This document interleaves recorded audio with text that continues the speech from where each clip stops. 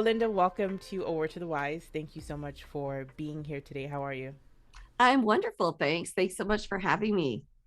Yes, I'm really excited to speak with you today because you have so much knowledge when it comes to sales and entrepreneurship after having three successful businesses in 25 years, which I think is a short period of time to have three successful businesses. So I can't wait to kind of dig into all of your knowledge when it comes to chasing, the type of work you want to do, and just balancing life and entrepreneurship or any sort of job anybody might have. So, first things first, I want you to tell me about yourself and how did you kind of discover this passion for entrepreneurship and work?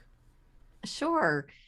So, gosh, I like to take it way back to being a kid because I think sometimes people might not recognize those things in themselves as a kid, but and I didn't certainly even as a young adult. It's been in many years later in interviewing a lot of people on my podcast that I am like, oh gosh, we all have this in common, but I was always very resourceful Mm, as a kid. And so I've sort of been recently, especially to women, teaching this like, what things did you learn or things did you hear as a kid about money that haven't served you well as an adult?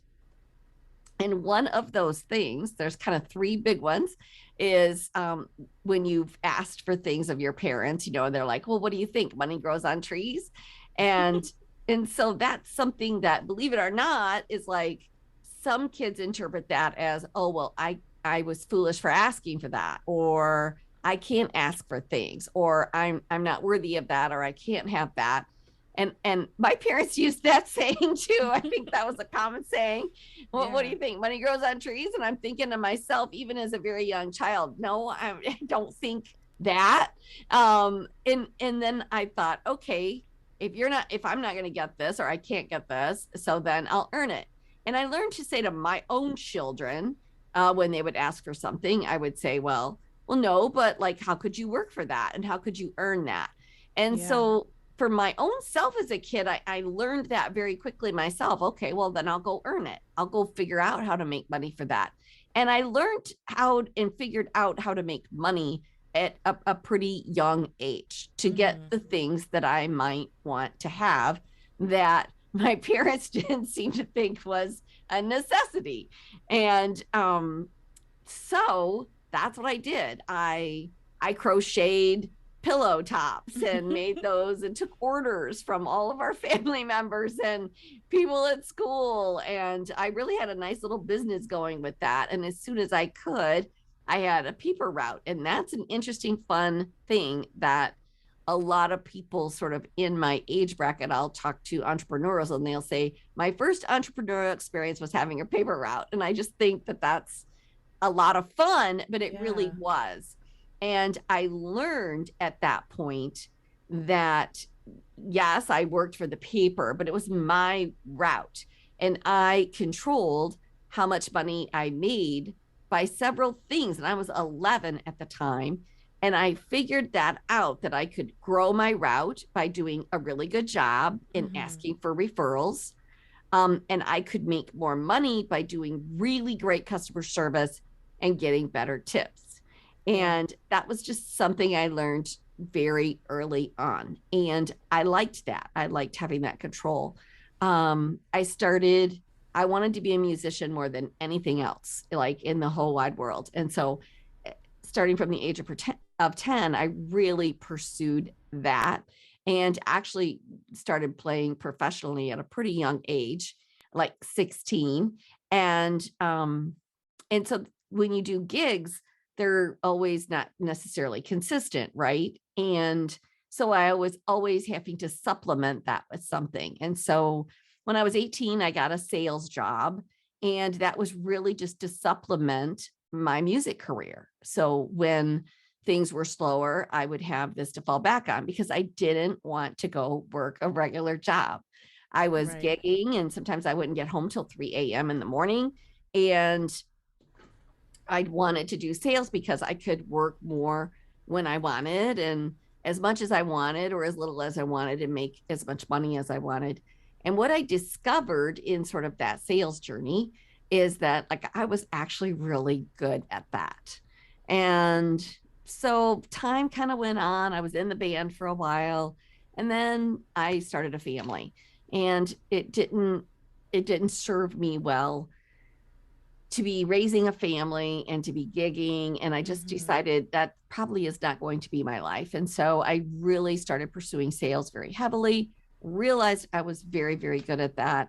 And then, of course, when you're good at something, the organizations that you work for is always asking you to, can you share what you're Yeah. doing? Can you talk at this little conference on what things that is working for you? And so I would. And then people were like, oh my gosh, you're so good. You're so good on stage. And Yeah. then I was encouraged um, by a couple of other motivational speakers that happened to be like at those same conferences.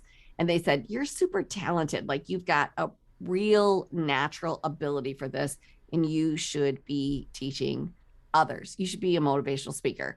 And I just Mm-hmm. thought, oh gosh, what's that entail? And but I did my homework on it and I primarily taught sales at first, but then I knew, gosh, I'm really good at going after what I want. I'm really good at setting a goal. I'm really good because basically I've been working on my own really from like the age of 16, 17 years old, 18. And so I learned how to manage my time early on. I learned really good customer service early on. I learned really good follow-up skills early on in my life. Mm. And so I started making those part of my, presentations. And then that just blew up. I had a very, very successful career as a motivational speaker and sales trainer. And I still do that. But the pandemic really sort of put a kibosh on that, to be super honest with you. And I had Mm-hmm. to pivot. But during that time that I was the motivational speaker, I was making really, really good money. And so then I decided, you know what? I'm going to invest in this franchise. And I did. And that was super successful. And it's really about, and what I learned through that franchising more than anything is that it's about having a system and following the system to a T. Now, Mm-hmm. in most franchise operations, they give you the system. Here's the manual, and here's what works, and all you got to do is follow it. And boy, we did, plus added in all the other things I know about sales and business, and and it like we had our investment paid off the very first week of business, and it was super exciting. And so I learned then also is that people need systems. Like if they're going to own their own business, they need to treat it more like that franchise, right? I mean, Yeah. McDonald's makes the same French fries again and again and again and again. And so, what systems do you have in place if you're self employed that are going to allow you to replicate what you do on a daily basis, on a regular basis with ease so that it doesn't, that you're efficient? And now I've just learned how to teach those skills. And during the pandemic, what I really learned is I've taught really strong skill sets for, 35 years, and that's Mm. goal setting, time management, systems, numbers. I really love analytics and watching numbers because they're so important. And what I Yeah. learned during the pandemic, though, that there really is a lot to the soft skills as well. And that's the personal development skills, how much you Yeah. believe in yourself, your self confidence, your self worth. Mm. Um, and because it really showed up during that time, Yeah. and it's still continuing to show up. People sort of reverted inward, and um, a lot of people haven't been able to come back out of that. It's Yeah. been a shake of confidence for a lot of people, including myself, because in 10 days, my entire year's worth of bookings, which I was booked out a year, Mm. in speaking was gone. Wow. And, you've got a staff, you've got things you got to take care of. It's scary. Mm-hmm. It was crazy. It was a crazy time.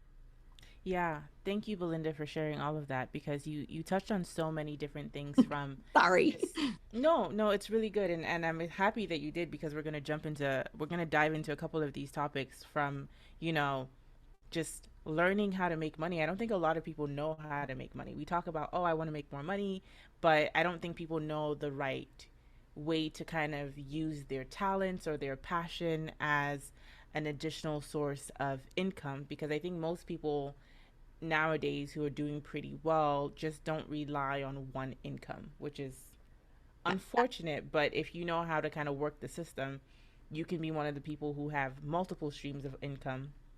So I do want to talk about that a little bit. And then Okay. also just loved what you just touching on about like really that confidence, right? How do you become the person that is able to reach your goals and like hit those numbers and reach those targets? But starting with creating multiple streams of income.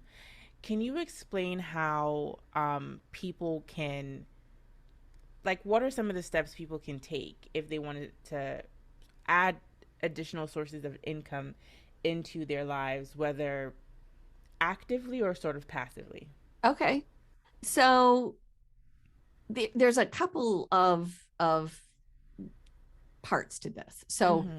let's pretend that they're currently working a 9 to 5 job or a regular, job where they go to work and they'd really love to create an extra stream of income. Mm-hmm. So there's multiple things that they could do, but they could find maybe something that they're passionate about or something that interests them. A product, there's lots of, sales jobs that they could be involved in, or they might even create an ebook. Maybe they Mm-hmm. love recipes. Maybe they can create a YouTube channel and people can follow them. I mean, I know Yeah. people that literally one gentleman was like, I just really loved guitar and I really loved teaching guitar, but it wasn't what I did. I had my day job, but then I decided to go on YouTube and just like I was teaching, like, okay, here's how to play this song or this part Mm-hmm. of this song. And then he just started did people want to subscribe? It was a small amount. And each month he taught them like 3 songs, and so then people learned how to play the guitar with this guy. Yeah. And he had a very super successful side hustle business, which ended up turning into his full-time business, but not for many years. And I think that that's where people get confused, is they get an idea and they think, but I can't leave my full-time job. Well, Mm. if you're willing to hustle a little bit and create this secondary income, that could even just be the extras you want in your life, right? Yeah. But Yeah. it also then could end up becoming more income than what you actually imagined, and allows you the freedom to maybe not work at a job that you Yeah. necessarily don't want to work at. So that's one piece of it, is if you're working and doing something else, is don't feel like you've got to quit in order to do this new thing. Mm-hmm. Figure out how to incorporate it into what you're currently doing. And people have more time than they realize. People are Mm. always looking for more time, but it's like, stop looking for more time and start looking at the time you waste. That's a good one. And you waste so much time, like, including myself. Like, I and this is just the truth of it, but I've had a long day. So I finished my podcast and I had this one coming up, and I Mm-hmm. had like 40 minutes between the two.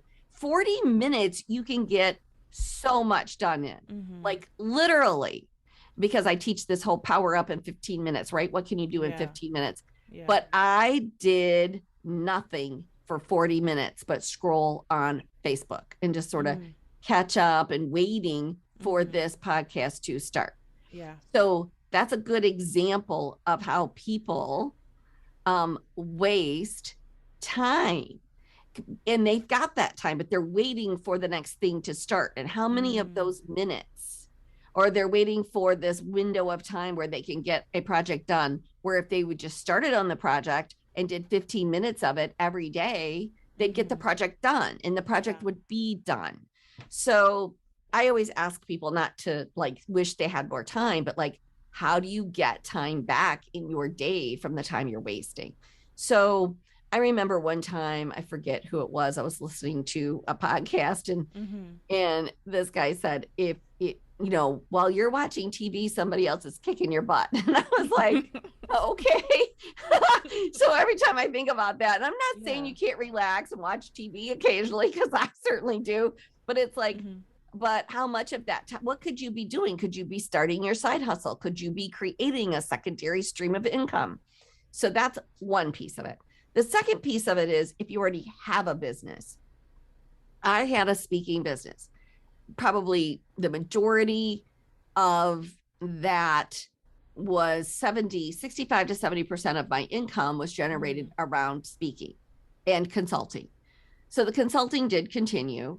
Um, but I sold a planner and a gratitude journal, and I just sort of did it passively. It was like a little extra thing that I did.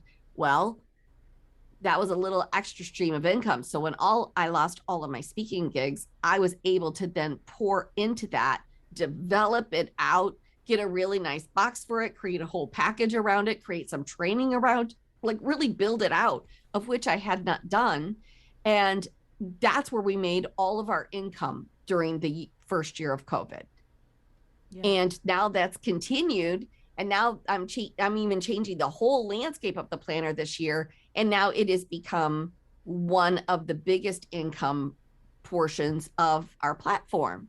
I had my podcast, which was kind of, you know, it was, I did it full time, but it was a hobby. Like I just did it and I enjoyed it. But when COVID happened, I was like, okay, this is where I can pour my energy into. I Mm-hmm. can really work on getting good guests. I can work on, I'm going to add to the way that I changed it up. I was just doing entrepreneurs. I'm going to add artists to this to make it interesting. I'm going to do Tuesday tips.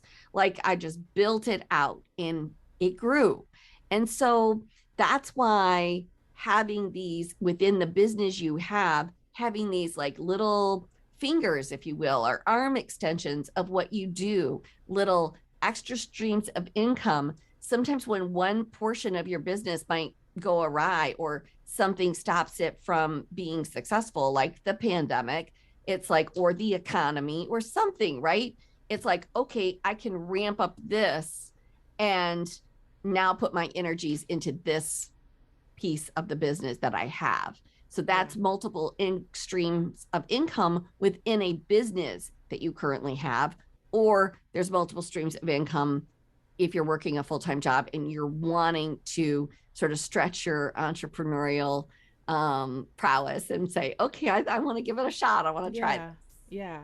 Yeah. That's a these are great tips. I think for a lot of people, I think it's a couple of things, right? Where it's you might have an idea of like, okay, maybe if I do this, this could potentially lead to like additional income, but let's say you don't see the income right away. Like for example, like if me as a podcaster, I have a lot of wonderful guests and I have a great audience who listens to the podcast, but I'm not necessarily monetizing on this every single month at the moment, right? Yep. Still working my way up towards that, but the amount of time I'm spending on it and the dedication I have for it, I'm not necessarily seeing the material rewards yet. And I think for some people, that's that fear of like, what can I do quickly that I know for sure is going to guarantee some sort of income. And then for other people too, it might be like what you talked about, the additional time. Some people get so burnt out that when they do have that 30 minutes, where they do have that 40 minutes that they could be doing something else,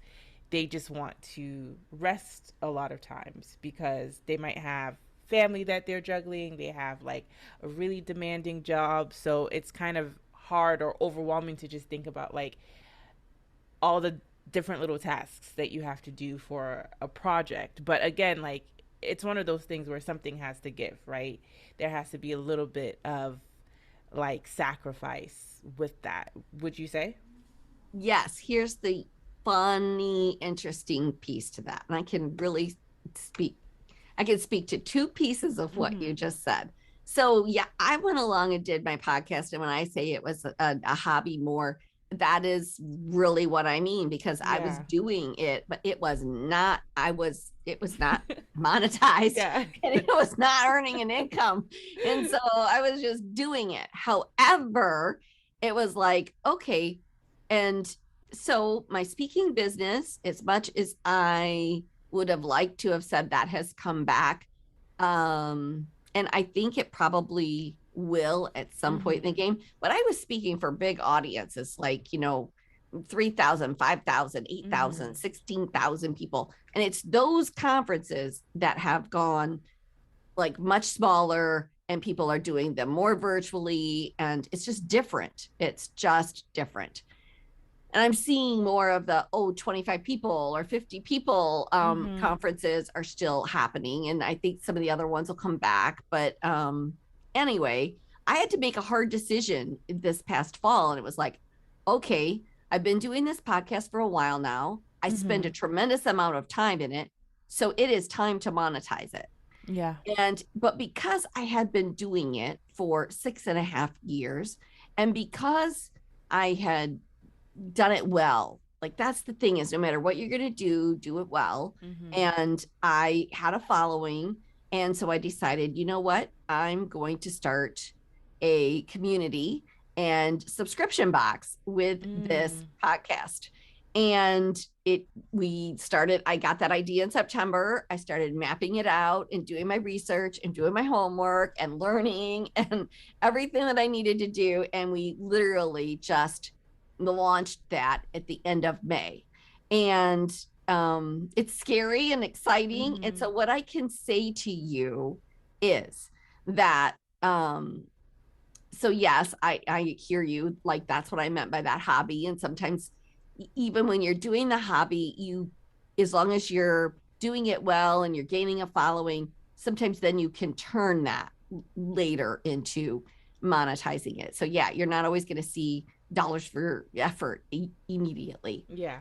But here's the interesting thing. So I was burned out.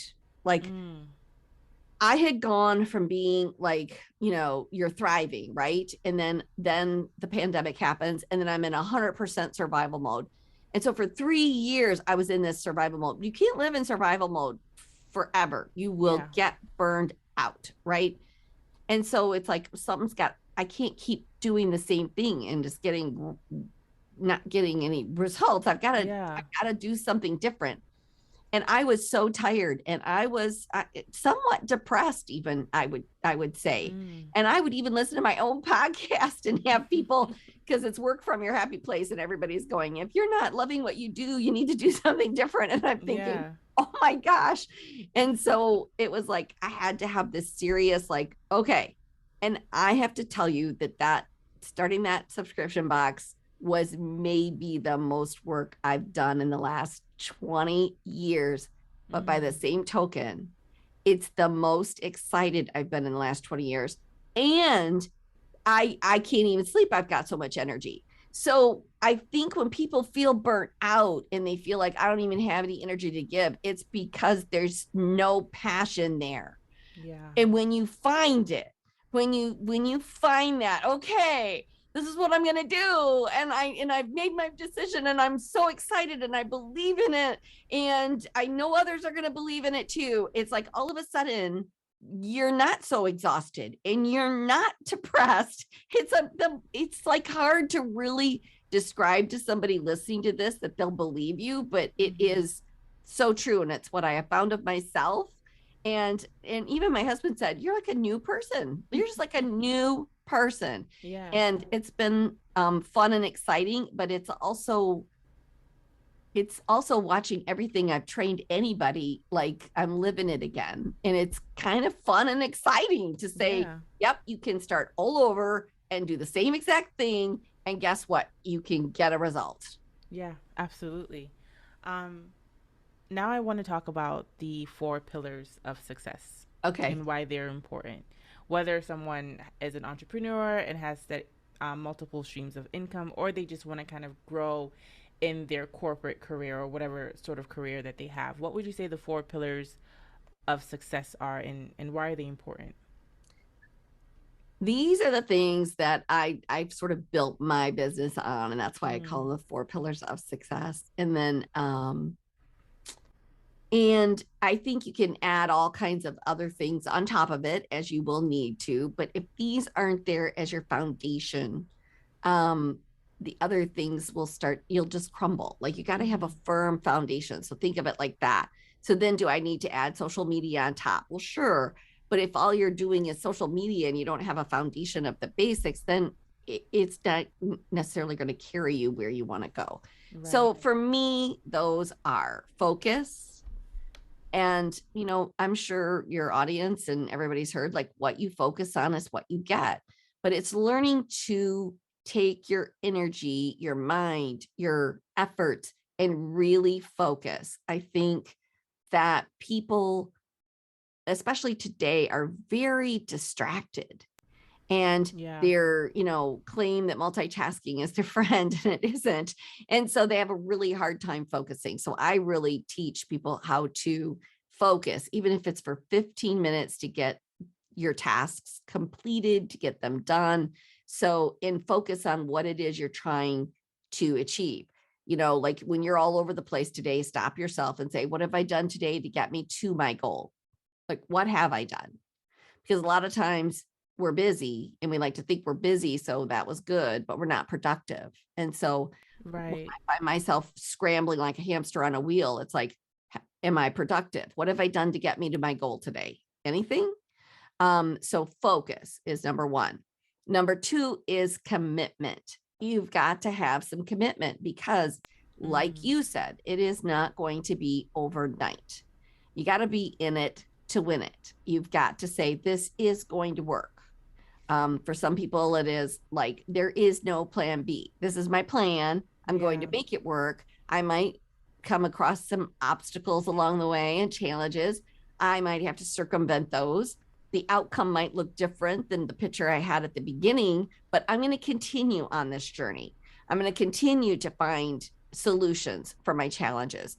I'm going to continue to find resources, but I'm not giving up on my dream. I'm not giving up on what I'm doing. And people do that so easily.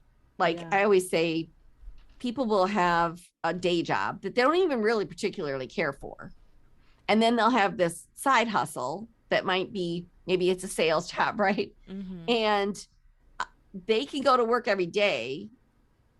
And then if they have a bad day at work, or the boss yells at them, or they have a, situation with coworkers, they don't look at their coworkers at 5 o'clock and say, yeah, I don't think I'm coming back tomorrow. Yeah. You just come back tomorrow. Yeah. But if you've got a side hustle, I hear it all the time. They'll go have a day where sales weren't great, and they're like, I think I need to give it up. I just don't think Mm. this is going to work anymore. And it's like, why? Why are you willing? Because you had a bad customer experience? I always say, are you going to let one customer steal your dream? Right. Are you going to let one bad sale? Like, so what? That person wasn't your person. Mm. So why would you, without much thought at all, abandon something so significantly important to you, but yet you're willing to show up at a 9 to 5 job that is just paying you a salary and you don't even like the job, and you're willing to show up every day and put up with the craziest stuff ever? Yeah. So it's commitment. So that was a long answer, but I just wanted people to understand it. It's Mm-hmm. important. And number three, I'm sure everybody hears it, but it's so true. It's consistency. And that's where Mm-hmm. systems come into place. You got to show up to go up. You got to, every day, here's what I'm going to Mm-hmm. do. Here's my routine. And for me, I like to really get into systems. Like, this is what I do on Monday. This is what my Tuesday looks like. This is what Wednesday looks like. So when my feet hit the ground, I already know pretty much what the majority of my day is going to look like. I don't have to stop and figure it out. Now things get added on and I have different meetings, but like this podcast today, but you know Yeah. what? For the most part, I know what to expect and Yeah. have my expectations for my day. And so consistency. And sometimes consistency isn't fun. It's like, well, you got to make calls. Well, you got to do Mm-hmm. follow up. Well, you got to Mm-hmm. do, social media. You got to, whatever it is. but it's being consistent with it. And then the last one is the one that nobody wants to hear, and it's so important, and that is organization. And That's tough for me. I'll say that. it is. It's the one every time when I do this speech live, and when I get to number 4 is organization, the whole audience goes, "Oh." Yeah. So the truth of it is your lack of organization is robbing you of more time than any other single thing. So Wow. when people say, I don't have enough time, it's like, no, you're just not efficient. Mm. And people will spend, like I teach how to do things in 15 minutes, but people will spend 45 minutes hunting for that number to call that person back. Or, oh, where's that email? Like people don't put systems in place to make it easier. Organize your email, organize. If you have file folders, do you have Trello cards? Like I'm still a paper girl. And so Mm. I have colored notebooks and colored folders that match whatever subject I'm working with. And so that's where my notes live. So I don't have to go hunting for it. I know if I'm looking for something about my podcast, I know it's in my blue notebook and in my blue folder. Like I Yeah. don't have to look anywhere else for it.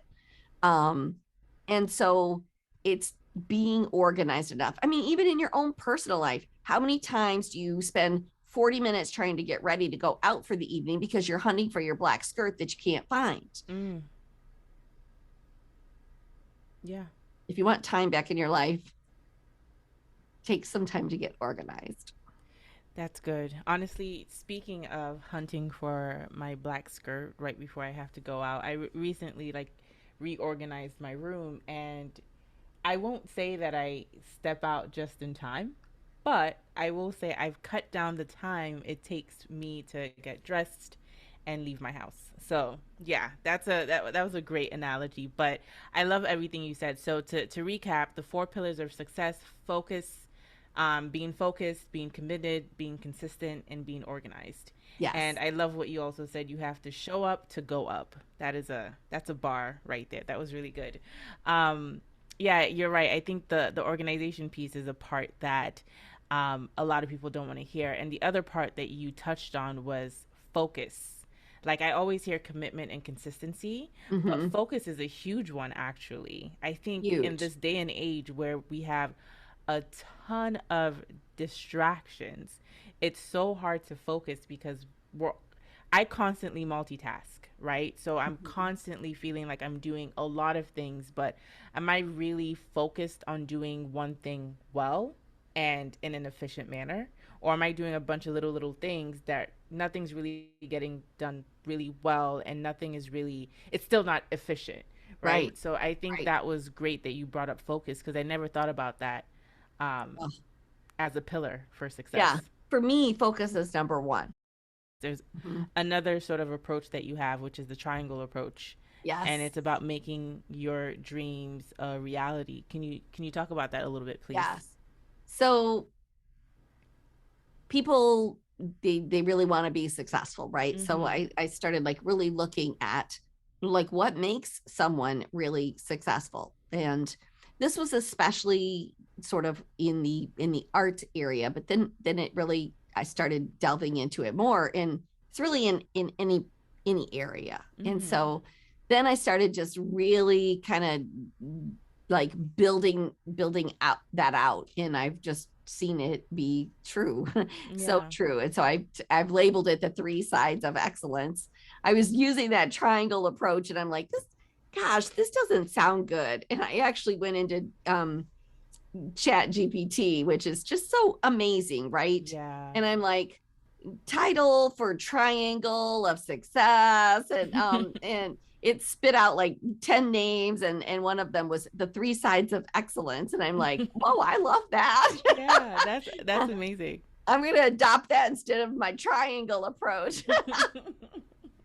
So anyway, so imagine a triangle though, if you will, and those, 3 points, right? So you got 3 points, the top Yeah. one and the one on the right and the left, and then you've got the space in the center. So I want everybody to sort of get a visual of that. Everybody pretty much knows what a triangle looks like.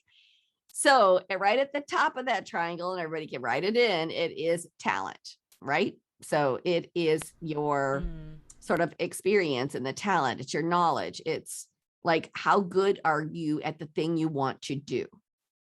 Whether it's tech, whether mm, it's filmmaking, whether it's singing, whether it's sales, whether it's, doesn't matter. Like, yeah. what is your ability? How do you get better at that ability? So that's practice, that's learning, that's doing, that's getting experience. So at the top of the triangle is your talent, it is your knowledge and your experience. At the left side of that triangle, this is your work ethic. Mm, And there's kind of two halves to work ethic. There's the one that everybody thinks about, and that is, okay, work hard, like, you know, get things done, make your list, do your daily list, be consistent, like a focus, like all the things that we've sort of talked about, right? yeah. That is part of work ethic. But the other part of work ethic is how people like you. Mm, So are you kind? Do you show up on time? Are you empathetic? Are you a good listener? Like, all of those things are work ethic also. Are you yeah. honest? Do you have integrity? Are you somebody that people would want to do business with? That's good. So that's work ethic. And the third one is the one that is probably the most underdeveloped for most people, but is equally, like, all three sides of this are equally as important. And the third one is networking, it's contacts. Mm, And it's how much are you working to build your network of your circle of influence. And this especially holds true in, and this is in business too, but like I can't tell you how many times I've ended up, you know, with a speaking engagement or a deal or something, because I was talking to someone and they said, you should call so and so. And then that person introduces you to somebody who then might introduce you to somebody else who ends up being your biggest client ever. mm-hmm. But it's learning how to cultivate those relationships. And people, that takes time. And people nowadays, I find, don't even really want to cultivate relationships. Yeah. Sorry, I didn't mean to cut you off. No, Please, that's okay. please go ahead. Genuine relationships. You know, it sometimes people say, oh, it's being in the right place at the right time. She was lucky. She was lucky. She was at the right place at the right time. Mm, And I hate that saying, like, mm-hmm. so badly. There's a little bit of truth in it, but the more saying to that is, if you are in enough places, enough at the time, one of them is going to be right. Mm. That's a good one. That's a great point because I think I personally struggle with that as well. And when I talk to other people, the concept of networking, I struggle with it because I think of networking sort of like, I see someone who is doing what I want to kind of do in the future, or I see that they have certain connections, but I personally feel uncomfortable just going over, introducing myself, and kind of slipping in that, hey, I'm introducing myself to you because I'm hoping that you can connect me or, give me an opportunity so that I can do the thing that I want to do. And I feel like for some people are okay with that, and some people are also kind of like, I don't like feeling like people are just coming up to me because of what I can do for them. So I personally take the approach of building that connection, but like you said, I think that's a slower burn, and a lot of people, I don't know if it's they don't want to build it, but they don't take the time to, or they're not interested in building it. And I get awkward when it feels like I'm always the one reaching out, right? So I guess I'm saying all of that to say, like, Yes. how can we go about actually building our network? What's the right approach in doing that? Okay. And I get totally what you're saying, because there is wrong ways and in good ways. And the first thing, both to the positive and the negative side of this, is you should never go into an event thinking, So you're thinking about it from the bad side of it, right? But some people go in thinking, okay, I'm going to go in seeing who I can find who can take me to the next level, or who could get me a Mm-hmm. sale, or who could connect me to the CEO Mm-hmm. because I want to meet them, right? You shouldn't Mm-hmm. go into a meeting like that. You want to go into the meeting with, what am I bringing here today? Not what am I Yeah. going to get? All right. Okay. That's number one. But then the other polar opposite of that is you're coming at it from I don't want to bother anyone. I don't want anybody to think I'm trying to take advantage of Yeah. them. And Yeah. that's not good either. Yeah. So if you will change that to what am I going to bring to the table? And sometimes it's just conversation. Mm. I was invited to this women's networking like mixer. And I went because I thought, okay, I need to meet some new female entrepreneurs, right? And because I'm launching this box and I really wanted to go. And if you were to say to me, was that a waste of my time? On one hand, I was there for almost 2 hours Mm-hmm. and I met a few people, right? Mm-hmm. But what's interesting is the main person that I went, so I would say that it was a bust, but the person that I went that invited me, she has now connected me to another person Mm-hmm. who is connected me to another person who now is like a major person that I'm doing business with right now. So did it come from that networking event indirectly? Things don't always happen right there. And I didn't go there. I didn't get anything that Mm. night. I didn't go there and get anything from anybody. I didn't go in and say, oh, let me show you what I can do for you. I just went there. I had an appetizer. I sat there and chatted with some people and said, oh, tell me about yourself. Like, learn to be the listener in the room. And Mm-hmm. and as you learn to be a connector, it isn't just about like, oh, I need this from you or I want to get this from you. It's like you're offering it too. You're going, oh, I should introduce you to my friend. They're like, yeah, I'm really Mm-hmm. struggling with, I need a bookkeeper. Oh my gosh, I've got the best bookkeeper. Yeah. And then suddenly now you are of value. And that Okay. person is like, okay, see, connecting and networking isn't just about like a transactional situation. So people could remove that for themselves and just like, I need to meet people. Yeah. Now, that being said, here's like what you don't want to do. I met a woman at that event and she immediately came up. This is just the what not to do. And she came up and most people, if people asked, oh, do you have a card, if they found you interesting, they were like, oh, I'd like to talk more with you, do you have a card, or could we connect later? Yeah. But not everybody did that, and in fact I only had one person of that entire 30 some odd people say that, and I have talked to that person after. But this woman came up and said, hi, I'm so and so, and just laid her, it wasn't even a card, it was a brochure to everyone on the table. Yeah. Well, that was not necessarily the best thing to go. Everybody smiled. You could see people Mm-hmm. were like, oh, thank you. But then that didn't continue. Well, then I get a message saying, it was good to meet you. I'm sorry I haven't followed up. Followed up. I don't, sorry about what? Yeah. Like we're not behind. When can we have coffee? I'll meet you halfway. What? I'm not driving an hour to meet you for coffee. Yeah. I don't want to. Yeah. She hasn't stopped. Oh wow. She's She still has going. Yeah. called and texted me at least since this event 5 times. Oh my gosh. And I'm trying to be so nice to just say, I said, I am so sorry. I'm super busy right now. I'm launching this thing. And I don't sit and just go, my schedule is jammed sometimes from Yeah. 9 o'clock in the morning till 9 o'clock at night. It's like, Yeah. I don't have time to get in my car and drive an hour to meet you for coffee when I have absolutely no interest whatsoever. So Yeah. that's when you're being pushy. Like, I think people think they're being pushy when you got to really try to be pushy. Yeah. And so Yeah. that's not networking. Yeah. Even Okay. though I think some people get their idea, I don't want to network because I don't want to be like that woman.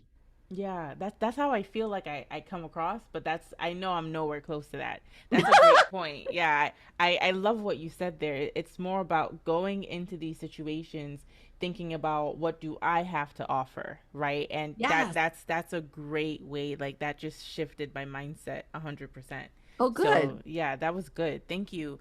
I wanna, go back a little bit to the podcast. I know we talked about it a couple of times. Hmm. Um, you know, working from your happy place. Yes. Congrats on that being picked up by iHeartRadio. That's amazing. That's a dream for me. So, could you just tell us a little bit more about your podcast work from your happy place and how it got picked up by iHeartRadio? Yeah. So I'll be super honest. I have no idea. I asked. So I started the podcast and I thought, what do I want to do? There's so many things out there, and it's working from your happy place, whether that is you so we talk more about entrepreneurial work, Mm-hmm. and but it's really about, you might have a side hustle, you might have a small business, you might be an entrepreneur, or you know what, you might be a CEO who employs, hundreds of people, but you should Yeah. be creating a space for people to work from their happy place. Like, and culture has become a really big thing right now. If you're not creating a culture or an environment for people to thrive in, people don't want to spend their time there. Yeah. And so we interview mostly small business owners and entrepreneurs. On Thursdays, we do artists. I added that during the pandemic, and I don't know if that was the thing that caught their attention, but and then I do these little short Tuesday tips on Tuesday. But when they reached out to us, first I thought, like, is this a joke? Because like Yeah. there's so many scammers out there, and my husband said, no, I think this is legit. And Yeah. so then I thought, oh, it's just a sales thing, right? They want me to buy into something. And Yeah. so I kept waiting for that shoe to drop. And they're like, no, we're not trying to sell you anything. And I said, well, why me? And they said, your show's doing well. And we look for shows that are doing well. And Yeah. you're a really good interviewer. And I was like, Nice. well, thank you. Yeah. So we interview entrepreneurs and artists and small business owners that are working from their happy place, who love what they do. And what it's really interesting is, I've learned now, doing it for 6 years, that means a lot of different things to a lot of Yeah. people, which is so cool, right? And Yeah. and so we're inspiring people. I feel like our podcast is inspirational so that people can learn, and you get inspired by other people's stories, and that can sometimes get you out of a slump, right? You hear Yeah. somebody else's story. And um, I the other night I was like, okay, I was just kind of sitting there, and my husband and I Mm-hmm. decided, okay, let's try to watch something. And I said, is there any cool documentaries we can watch? And Yeah. so we ended up watching Flamin' Hot, which is really, it's a docudrama. Mm-hmm. But it was so good. It was so inspiring, and it Oh, fired me nice. up so much, and it made Yeah. me think about my own business and my own self. And it's like, okay, what piece am I missing? And Yeah. it's that getting in front of people, right? Yeah. Um, but yeah, so we love the podcast, uh and it's exciting, and Yeah. it is growing, and that part is exciting. Yeah. And it is a lot of hard work that you don't always see lots of reward from, so you have to just keep doing it and trying to do better, and I do try to do better. Now we've got the subscription box that goes with it. So Yeah. that is a community. So if you kind of want to go further than the podcast, you can join the community of entrepreneurs. And so you get a quarterly box of, like, working from home. Like, what simple Yeah. pleasures do you enjoy working from home? Like coffees and teas and personal care Yeah. products, and Yeah. things for your office and things for your home. And so we're curating a pretty awesome box. And in that, which I love, is we are featuring every box at least. So we got about 12 items, but like 4 of those are small business owners who are providing something for the box. So we're able to Nice. elevate them, and we do a podcast episode with them. And So that's exciting and fun Yeah. for them and to elevate their business. And then you also have the community where we have master classes and authors that are doing book club in there, and we answer questions and we have an interactive journal. So it's just really a cool space to be. Yeah, that it sounds like you're doing very good work. So thank you for that. And that sounds really awesome. Congrats again on having it picked up by iHeartRadio. Sounds like an amazing show. Thank you. Well, we've come to the end of the interview, Belinda. I could talk to you all day. This was amazing. Thank you for all of the tips and the knowledge that you shared with me and the audience. But before I let you go, I always ask my guests for final words of wisdom. It could be about what we've been talking about or something Mhm. completely different that you kind of keep in your back pocket as you go through life. I would really encourage people to take that triangle and map it out and say, Mm, okay, what do I need to do to develop this? And the one piece that I didn't talk about was the center. And the center mm, of that triangle is your confidence, the belief that you mm, have in yourself. And for some people, they don't really truly begin to believe in themselves until they know someone else does. And that's why, mm. you know, having sort of that circle of influence or people that have your back, and being able to say to someone, what do you think my greatest strengths are? I remember when I was going to be a motivational speaker, I went to one of my best friends and I said, I don't know, I feel Mm-hmm. like I can do this, but I'm having a lot of doubt. And they said, are you kidding me? Out of everyone I know, you Wow. could do this. Like, when you put your mind to something, you make things happen. That's how I Yeah. see you. And so when you allow others in to say, how do you see me? Even recently, I Mm, asked three people, I did this, my own challenge to my audience. I said, go ask three people what the greatest strengths they see in you or the greatest attributes they see in you. And so I did it myself. And it was every single person said, you're funny. mm. And what I realized in that moment is I am pretty funny or have been funny. And I lost my funny. I was like, Oh, yeah, I don't wow. think I've been too funny lately, uh, Mm. and having fun. And so if that's how people see me as one of my greatest attributes, like, why I got to get that back or something, Yeah. right? Yeah. Yeah. Anyway, I encourage people to do that. And the thing with that confidence level is people don't understand. Like, they wish they were more confident. But if you become like, if you know that you know what you're doing, like if you learn, if you get the experience, if you have knowledge, like if you master that craft, Mm. you'll become more confident. If you have a strong work ethic and you show up every day and you're doing the same things every day and you start to get results, you will become more confident. Yeah. If you network with others and they start to say, you're amazing, like, oh my gosh, you've been so helpful, I'm so glad I met you, Yeah. your confidence will grow. Absolutely. And so I just really want to be an encourager to everybody out there. It's like, just have a dream, don't give up on your dreams, Mm. and follow your passion, and but then say, okay, this is what I want to do, how can I make that happen? And I would just follow those four pillars and follow that three sides of excellence, and they'll get there.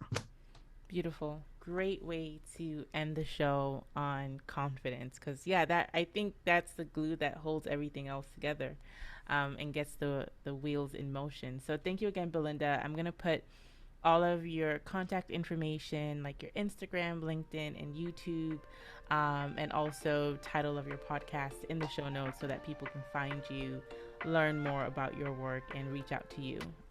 So thank you so much for stopping by the show. I really, really appreciate it. Oh, and thank you so much for having me. I certainly do appreciate it.